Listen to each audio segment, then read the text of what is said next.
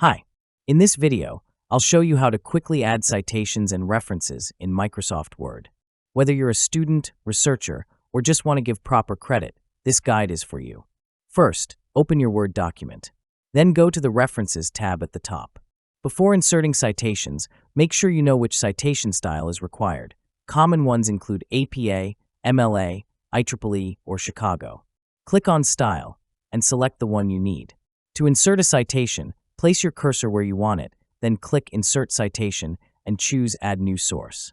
Select the type of source, like book, journal, website, etc., and fill in the details in the pop-up box. Once done, click OK, and Word will insert the citation automatically. To create a bibliography or reference list, scroll to the end of your document. Click on Bibliography and choose one of the options Bibliography, References, or Works Cited, depending on your selected style. Word will generate the list for you.